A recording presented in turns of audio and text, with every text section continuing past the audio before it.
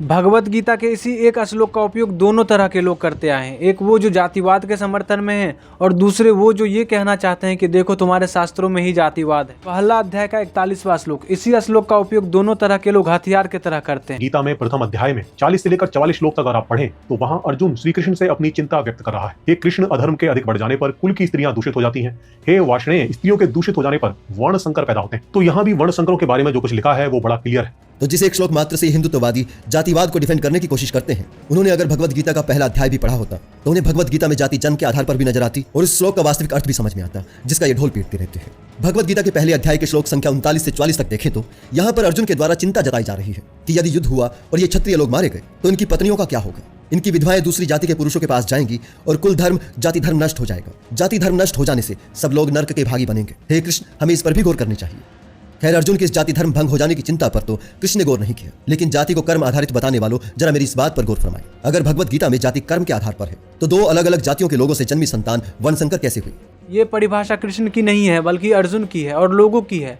बस भगवत गीता में लिखा हुआ है तो लोग कहने लगे कि ये कृष्ण की परिभाषा है। पहले अध्याय में कृष्ण ने तो कुछ बोला भी नहीं, अर्जुन ही बोलता जा रहा है। और अजीब बात तो ये है कि अर्जुन की और सारी बातें लोगों ने नहीं मानी, लेकिन ये वर्ण संकर वाली बातें मान ली। अर्जुन तो और भी बहुत सारी बातें बोलता है अपने ही लोगों को देखकर। वो कहता है कि हे कृष्ण, मुझे नहीं लड़ना है युद्ध, राज्यपाट ले लेने दो, चाहे कितना भी अधर्म हुआ है, इन आताताइयों को मारकर मुझे क्या लाभ होगा, इनको ही ले लेने दो। मैं वन चला जाऊंगा, संन्यास ले लूंगा, लेकिन अपने ही लोगों को नहीं मारूंगा। तुमने अर्जुन की इन सभी बातों का समर्थन क्यों नहीं किया? तुमने क्यों नहीं कहा कि अर्जुन ये सभी बातें भी सही कह रहा था? तुमने अर्जुन के इन सभी बातों को सत्य इसलिए नहीं माना क्योंकि कृष्ण इन सभी बातों का खंडन करते हैं। कृष्ण इतनी छोटी बातों का सीधा उपेक्षा करते हुए कहते हैं कि अर्जुन, तुम्हारा जो अभी कर्तव्य है वही तुम भूल गए और बड़ी बड़ी बातें कर रहे हो। तुम एक क्षत्रिय हो और तुम्हारा कर्तव्य है युद्ध लड़ना। उसके बाद और सारी बातें बताते हैं और फिर क्लियर करते हैं। अब उन दोनों तरह के लोगों की मानसिकता देखो। एक वो जो भगवत गीता के नाम पर जाति व्यवस्था बनाए रखना चाहते हैं और दूसरा वो जो भगवत गीता को बदनाम करना चाहते हैं। अर्जुन के इस शब्द का उपयोग दोनों तरह के लोग ये साबित करने के लिए करते हैं कि वर्ण जो है वो जन्म से ही निर्धारित होता है। देखो भगवत गीता में ही लिखा हुआ है। जबकि आगे चलकर कृष्ण खुद कह देते हैं कि चातुर्वर्ण मया सिस्टम गुण कर्म विभाग सा, मतलब चारों वर्ण मेरे ही बनाए हुए हैं और गुण और कर्म के हिसाब से, ना कि जन्म के हिसाब से।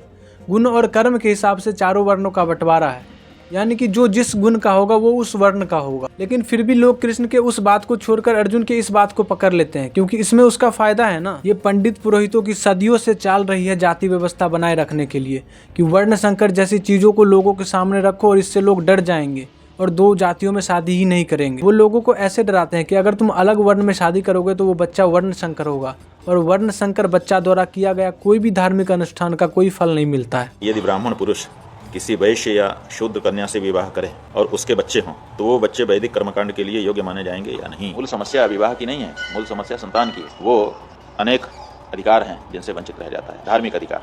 वर्ण संकर बच्चे द्वारा किया गया श्राद्ध का भी कोई फल नहीं मिलता उनके पितरों को, ऐसा ऐसा कह के डराते हैं। और ऐसी बातें सुनकर लोग डर जाते हैं और अलग वर्ण में शादी करने का प्लान ही कैंसिल कर देते हैं। जबकि ये स्वर्ग नर्क भी इन पंडितों का ही बनाया हुआ होता है। ऐसी कोई जगह नहीं है जहाँ स्वर्ग है और कोई नर्क है। स्वर्ग नर्क वो तुम्हारी मनोदशा है। और यदि ये श्राद्ध से ही मुक्ति मिलनी होती तो क्यों ये बुद्ध, कबीर, महावीर इतना भटके होते सत्य को पाने के लिए? ये मरने का इंतजार करते और मुक्ति अपने आप मिल जाती, श्राद्ध करवा देता, कोई हो गया। लेकिन ये सब इन सभी चक्करों में नहीं पड़ते बल्कि अपने आप को जीते जी मुक्त करवाते हैं। मुक्ति तो जीते जी ही संभव है, इसी शरीर में संभव है। नहीं तो क्यों ये देवता भी परेशान होते आदमी का शरीर पाने के लिए? अगर तुम शास्त्रों को खुद से पढ़ते तो तुम ये जानते कि जीवन मुक्त एक शब्द है शास्त्रों में। इसका मतलब है कि जीते जी ही मुक्ति संभव है। तुम्हारे पास एक ही जीवन है, एक ही मौका है और तुम इसी सब चक्करों में अपना जीवन गवा दिए तो तुम्हारा मुक्ति का चांस भी गया, फिर खत्म। तो सुनना है तो कृष्ण की बातें सुनो या कोई बुद्ध पुरुष की बातें सुनो जो अपने आप को जीते जी मुक्त कर सके। और लोगों का क्या, ये तो हर मरने वाले के नाम के पीछे स्वर्गीय लगा देते हैं। इनको पता नहीं कैसे पता चल जाता है कि वो स्वर्ग ही गए होंगे। भले वो कितना भी गंदा काम करता आया हो, कितना भी पाप करता आया हो, लेकिन लोग उसको स्वर्ग ही भेज देते हैं, नर्क नहीं भेजते हैं। हमेशा से जो भी लोग समाज का भला चाहते आए हैं, जो भी ये चाहते आए हैं कि समाज से जातिवाद खत्म हो जाए, उन्होंने इसका एक ही समाधान दिया है कि लोग अगर इंटरकास्ट मैरिज करना शुरू कर दें तो ये फिर जातियां एक समय के बाद खत्म हो जाएंगी। लेकिन ये जो पंडित हैं इनका जाल बहुत पुराना है। इन्होंने भयंकर जाल बिछा रखा है कि अगर तुम इंटरकास्ट शादी करते हो तो वर्ण संकर पैदा होगा और अगर वर्ण संकर पैदा हुआ तो तुम्हारी मुक्ति तो गई। जिस बच्चे को पंडित पुरोहित वर्ण संकर कहते हैं, कलंक कहते हैं, जिसको कोई धार्मिक अधिकार नहीं देते हैं, ऐसे ही बच्चों को साइंस हेल्दी बच्चा कहता है जो ज्यादा इंटेलिजेंट होगा, जिसकी इम्यूनिटी बहुत अच्छी होगी, जिसका ज्यादा चांस है सरवाइव करने का। इसलिए लोगों को शादी अपने लोगों से जितनी दूर हो सके उतनी दूर शादी करना चाहिए। हो सके तो दूसरे स्टेट में शादी करना चाहिए, हो सके तो दूसरे देश में शादी करनी चाहिए, तभी हेल्दी और इंटेलिजेंट बच्चा पैदा हो सकेंगे। और साइंस की ये बातें सही भी साबित हुई है, क्योंकि जो लोग अपने ही कम्युनिटी में शादी करते आए उनका या तो कम्युनिटी बीमार होकर मर गया, खत्म हो गया, कमजोर हो गया, या फिर उनका विकास ही ना हो सका। और सबसे अजीब बात, जिस भगवत गीता को पढ़कर ये वर्ण संकर जैसी चीज़ों का बढ़ावा देते हैं कि देखो वर्ण संकर जैसी बातें भगवत गीता में है, उनको लिखने वाला खुद भी इनके हिसाब से तो वर्ण संकर ही है, क्योंकि वेद व्यास के पिता एक ब्राह्मण थे और उनकी माता एक मछुआरन थी। दोनों के मिलन से ही जो पुत्र पैदा होता है वही वेद व्यास हैं, और वेद व्यास की वजह से ही ब्रह्मसूत्र है, महाभारत है, गीता है और भी बहुत सारे शास्त्र हैं। और उन्हीं को तुम कहते हो कि कोई धार्मिक अधिकार नहीं होता उनको। आज के लिए इतना ही। अंत तक आपने मेरे इस वीडियो को देखा, इसके लिए धन्यवाद। मैं भगवत गीता के ऊपर 100 वीडियोज़ लाने वाला हूँ। मैंने जबकि ये 6ठा वीडियो है, 5 बना चुका हूँ।